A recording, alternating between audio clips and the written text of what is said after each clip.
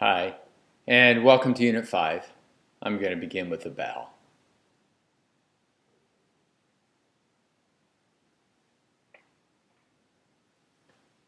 This week we're continuing our exploration of transitions and rites of passage, and especially the separation or severance phase of a transition. I think you see from last week the orientation that we're taking here. The first is using the three-stage model of transitions, and for now we're staying with the first phase, endings, separation, severance. Secondly, that each of these phases is going to have particular dynamics that are inherent in the nature of transitions and that are signified or symbolized or enacted in the rites of passage. So there are ways of working with the energy that we talked about last week, the expansive, bold, initiating energy that it takes to engage our transitions with courage. Also the anger that's often part of transitions. This week we're going to follow that same strategy. We're staying with the severance phase. We're going to look at a different dynamic, a different sort of energy that's inherent in life transitions. This has to do with the endings, the loss, and the grief that is part of every transition, whether it's a transition we really work for or a transition we try to avoid, or big one, little one, comes out of the blue, predictable. It seems to me they all have a characteristic of letting go of something that was and is no longer. And that letting go feels like a loss to our consciousness. And that loss often brings a kind of grief. So we look at the role that grief plays in transitions and how that might be brought into rites of passage.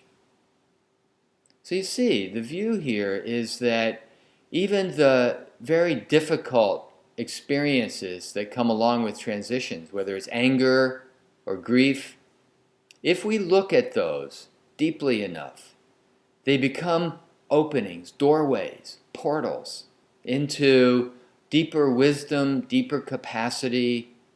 Really, they become doorways into our true nature.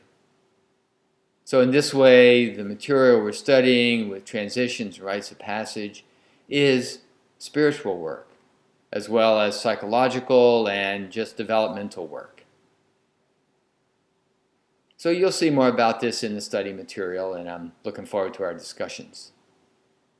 There is a second thread this week that has to do with looking ahead to your self-designed rite of passage, and we'll continue those discussions.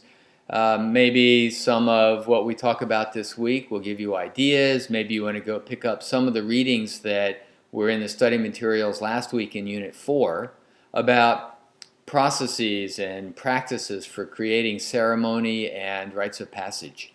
So some of those materials from Unit 4 will be relevant really for the rest of the semester. And you remember have created a discussion forum in the connection area for discussions about the self-designed rite of passage. So we'll take those out of the Unit 5 discussion this week, and there's a separate place. I hope you will take a look at that. If you have questions or ideas you just want to run by us, that's a good place for it. And take a look. Maybe somebody else has posted a question or an idea that will be helpful for you. So that's the second thread, the self-designed rite of passage. Now the third thread, I'm excited about reading your reviews. So this week you turn in your reviews, the first review, and I'm really looking forward to seeing what kind of things you dug up and what you thought about them. Post your review in coursework, but also post your review in the discussion area for Unit 5. And that way everybody can take advantage of it. Take a look and see what everybody else has come up with. I'm looking forward to it. Thanks, and I'm going to bow.